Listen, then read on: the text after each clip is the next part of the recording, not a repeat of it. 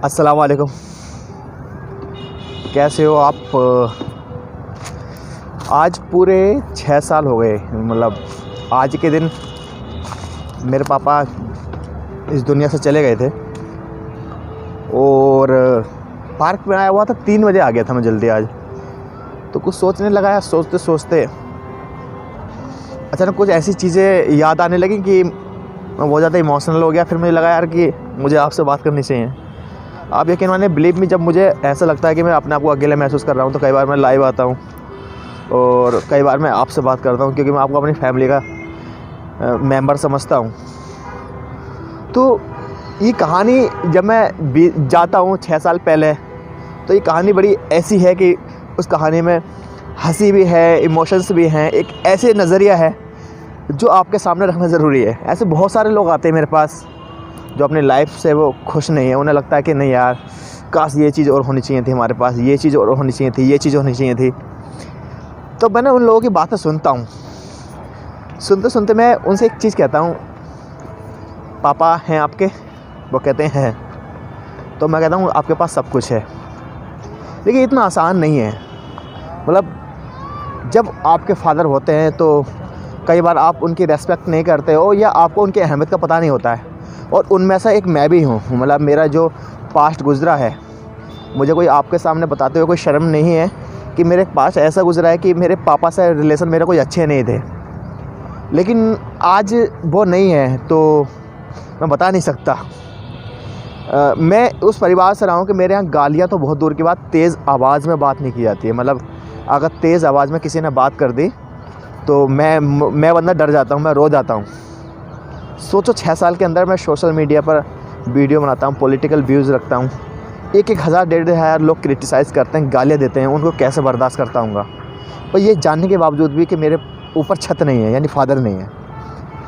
Father ना, आपके पापा जो है ना, वो छत की तरह होते हैं कि एक घर है, अगर उसकी छत नहीं है ना तो आप बेकार हो, आप पे कुछ नहीं है। ठीक है, ये मैं कहानी क्यों बता रहा हूँ, उस कहानी में आप कुछ समझ पाएंगे। बचपन में 3 सिस्टर थी, बड़ी मैं था, सबसे छोटा मैं ही था। तो दादा दादी ने अपने पास रोक लिया। उस समय हमें तो बाद में पता चला, बताया गया कि हमारे जो पापा थे उन्हें ड्रिंक करने की आदत थी, इसलिए मेरे पापा जो है, दादा ने उन्हें घर से निकाल दिया या वो चले गए और वो आगरा में जाकर सेटल हो गए। तो अम्मी भी साथ में चली गई। तो दादा दादी हमसे प्यार करते थे, उन्हें लगा यार ये पोते हैं पोती हैं, ऐसा नहीं है कि ये हमारा जो लड़का है, मतलब मेरे जो पापा हैं, कभी अपने बच्चों को बेच नहीं दे। तो उन्होंने मुझे और मेरी बहनों को रोक लिया, तो अपने पास प्यार किया। दादा दादी का प्यार आप समझते ही हो। लेकिन एक स्टेज ऐसी आई कि हमें लगा यार हमारे पापा इस दुनिया में है नहीं। फिर 15 साल बाद I came to know by someone क्या आपके पापा अभी ज़िंदा हैं, वो आपके पापा हैं। जब मैंने ये खबर सुनी ना, वो पल मेरी ज़िंदगी का बड़ा खुश था, क्योंकि मैंने अपनी ज़िंदगी में कभी पापा बोला नहीं था, चाचा ही बोला था। चाचा जी बोलते थे हम, इस तरह ताऊ कोई थे नहीं हमारे। तो वी वेंट आगरा, और हम जब फर्स्ट टाइम पापा से मिले तो मैं तो पहचान ही नहीं पाया, क्योंकि मैंने देखा ही नहीं था कभी ज़िंदगी में उनको। तो मेरे मुँह से पापा शब्द नहीं निकला। तो एक क्वालिटी मैंने उनके अंदर देखी कि वो ड्रिंक करते थे, लेकिन वहाँ भी ड्रिंक करते थे। लेकिन उन्हें पता चला कि हमारे बच्चे आ रहे हैं, यानी मेरी बहनें जा रही हैं और मैं जा रही हूँ, तो उन्होंने डर के वजह से ड्रिंक करना बंद कर दिया और वो उसकी जगह ना एल्प्रेस टैबलेट लेने लगे और ज़्यादा मात्रा में लेने लगे। और वो नॉनवेज यूज़ करते नहीं थे, सिंपल इंसान थे। और आप जानते हो कि अगर कोई बंदा अचानक ड्रिंक छोड़ दे तो उसका क्या हाल होता है। वो चीज़ मैं आज समझता हूँ। मुझे लगता है कि नहीं यार, पापा को ड्रिंक नहीं छोड़नी चाहिए थी। अगर वो शायद हम मना नहीं करते ड्रिंक के लिए, तो आज शायद वो हमारे पास होते हैं। मैं ऐसा लगता है, मुझे अपना फॉल्ट लगता है। और ये 6 साल से मैंने इस चीज़ को भुला नहीं पा रहा हूँ कि यार अरबाज कैसा हो गया। तो एक्चुअली हमने कहा नहीं था कि आप ड्रिंक छोड़ दो, लेकिन उन्होंने शर्म की वजह से कि हमारे बच्चे आ रहे हैं, बड़े हो गए हैं, क्योंकि सबसे छोटा मैं था, उसमें 15 साल का, मेरी बहनें थी, एक 22 साल की थी और एक तुम्हारे की 19 साल की थी, एक जो है 26-27 साल की थी। तो उन्होंने ड्रिंक करना छोड़ दिया। अब वो ऐसे लोग लेने लगे तो उन्हें अल्सर हो गया, और जब अल्सर हो गया उन्हें, तो मतलब मुँह से नॉनवेज के टुकड़े निकलते थे। जहाँ नंबर 2 करते हैं, 40 करते हैं, वहाँ से भी कई बार मांस निकला है। मतलब वो कंडीशन आ गई थी, क्योंकि ऐसी लोग टैबलेट बहुत ज़्यादा ख़राब होती है।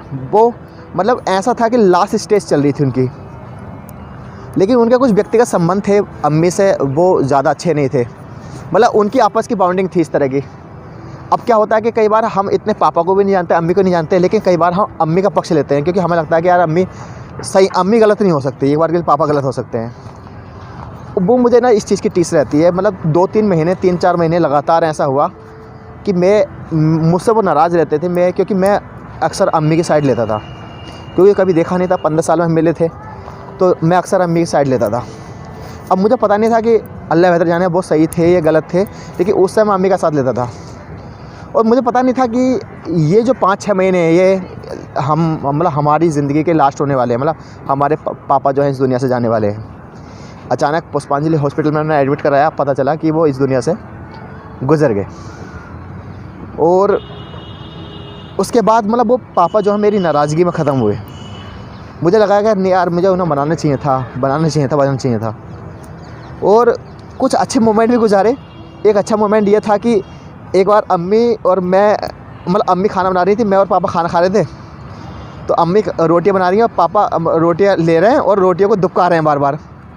तो अम्मी कह रही हैं बड़ा खाना खा रहे हैं। मतलब 18-19 रोटियां हमारे पापा ने दुबका दी, पीछे खाई नहीं, दुबका दी, एक टुकड़ा खाया, दुबका दी। तो अम्मी गुस्से में बोली, मैं इंसानों के लिए खाना बना रही हूँ या जानवरों के लिए खाना बना रही हूँ? तो ऐसा मोमेंट भी था मेरे और पापा के बीच। बट बिलीव मी, जब वो इस दुनिया से चले गए तो वो पल हमारी ज़िंदगी का हम बता नहीं सकते। आप समझ सकते हो, आप भी बच्चे होंगे अपने माँ बाप के।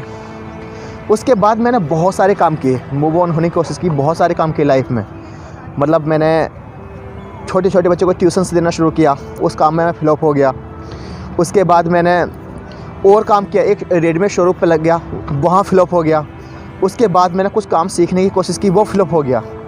मतलब मैं एक ऐसा इंसान जो किसी के बारे में बुरा नहीं सोचता था। मुझे क्यों लग रहा था बार बार कि मैं जो भी काम कर रहा हूँ उसमें असफल हो रहा हूँ, यानी किसी भी काम में सक्सेस नहीं मिल रही है।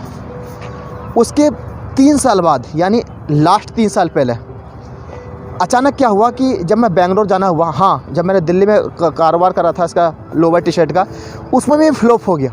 मतलब जो भी काम कर रहा था उसमें फ्लॉप हो रहा था और मैं समझ नहीं पा रहा था यार मैं फ्लॉप कैसे हो रहा हूँ। ना ही मेरे अंदर कोई गलत हैबिट है, ना ही मैं स्मोकिंग करता हूँ, ड्रिंक करता हूँ, क्योंकि ड्रिंक से तो मुझे चिढ़ है, क्योंकि पापा ड्रिंक करते थे। तो ड्रिंक से इतनी चिढ़ है कि मैं ड्रिंक वाले इंसान से बात भी करना पसंद नहीं करता। ड्रिंक, स्मोकिंग मेरी इस दुनिया की सबसे बुरी चीज़ लगती है मुझे।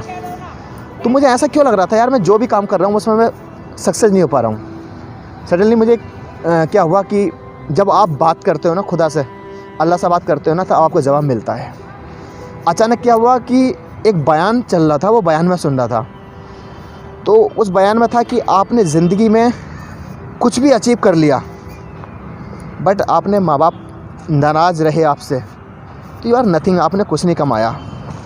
क्योंकि अल्टीमेटली इस दुनिया में आप कितने भी बड़े बन जाओ, अगर आप एक अच्छे बेटे नहीं हो और तो फिर आप एक अच्छे इंसान नहीं हो। किताबें आपको, स्कूली किताबें आपको एक अच्छा अफसर तो बना सकती हैं, लेकिन आपके जो ग्रंथ होते हैं, आपकी जो अच्छी किताबें होती हैं, रिलीजियस बुक, कई बार वो आपको अच्छा बेटा बनाती हैं, अच्छा इंसान बनाती हैं। यकीन मानो, जब मुझे एहसास हो गया कि यार मैं क्यों फ़ेल हो रहा हूँ, और मुझे लगा यार मैं इसलिए फ़ेल हो रहा हूँ क्योंकि कहीं ना कहीं मेरे पापा मुझसे नाराज़ हैं। अगर आज भी वो जहाँ भी हैं, चाहे वो अल्लाह के पास है, किसी के पास हैं, शायद वो देख रहे हैं और शायद नाराज़ हैं। और उसके बाद जब मैंने रियलाइज़ करना शुरू किया है ना, सारा खेल आपके इंटेंशन का है और उस इंटेंशन को अल्लाह जानता है। यकीन मानिए, जैसे मैंने रियलाइज़ किया और 1 महीने के अंदर जो पॉजिटिव वाइब्स आने लगी ना, मैं आपको बता नहीं सकता। मैं बेंगलोर गया, वहाँ मेरी जॉब लगी और सैलरी मिलने लगी, सैलरी बढ़ने लगी। उसके बाद यूट्यूब चैनल खोला, वीडियो वायरल होने लगी, सब कुछ बढ़िया हो गया। आज 3 साल हो गए हैं। मतलब उस 3 साल जब मैंने रियलाइज़ किया था, आज 3 साल में देखता हूँ कि मेरे पास 1 रुपये का भी कर्ज नहीं है। कुछ मेरे पास एसेट हैं, मतलब कुछ मेरे पास है, संपत्ति है, कुछ चीज़ें इकट्ठी कर रखी है। तो मैं ये देखता हूँ कि 3 साल में क्यों कर पाया और 3 साल पहले क्यों नहीं कर पा रहा था, क्योंकि उस समय मेरे माँ बाप मुझसे नाराज़ थे। दोस्तों, मैं एक बात कहना चाहता हूँ आपसे, इस दुनिया में अगर आपने कुछ भी कमा लिया ना, बट आपके माँ बाप आपसे नाराज़ होकर इस दुनिया से चले गए ना, ये इस दुनिया में नाराज़ हैं, यू आर नथिंग, आप ज़ीरो। उस सुप्रीम पावर के सामने ना आप बिल्कुल ज़ीरो हो। और जब ये कहानी आपके समाज को पता चलेगी ना, तो जो लोग अच्छे लोग होंगे वो भी कह देंगे नहीं यार तू ज़ीरो है। जब तू अपने माँ बाप का नहीं हुआ तो किसी का क्या होगा। इसलिए मैं एक बात कहना चाहता हूँ कि पैसा कमाना एक अच्छी बात है, पैसा कमाना अच्छी बात है, स्टेटस बनाना चाहिए इंसान को, लेकिन अगर उसके साथ साथ माँ बाप को कमाना ज़रूरी है। अगर आपके माँ बाप नाराज़ हो ना, तो इस वीडियो को देखने के बाद आप उनके पास जाइए, उन्हें रियलाइज़ कराइए कि हम आपसे प्यार करते हैं, माफ़ी मांगिए। माँ बाप पता कैसे होते हैं, वो आपसे कितने भी नाराज़ होंगे, आपको एक थप्पड़ लगाएंगे लेकिन वो आपको माफ़ कर देंगे। तो आज पूरे 6 साल हो गए मैं इस कहानी को सोच रहा था, तो सोचा मैं आपसे रखूं। खैर, बहुत सारे लोग कहते हैं यार तू इमोशनल होता है यार, कई बार हमें रुला देता है। यार क्या होता है कि जो मेरी लाइफ में गुजरा है मैं वो आपको यूट्यूब के ज़रिए बता रहा हूँ। तो आप लोगों की दुआओं की ज़रूरत है, और जिस तरह आप प्यार दे रहे हैं, यकीन मानिए I can't repay even a small fraction of love it, because जो आपने मुझे प्यार दिया है ना, बस मैं ये चाहता हूँ if I may leave I want be unworthy your love and your affection. अल्लाह हाफ़िज़।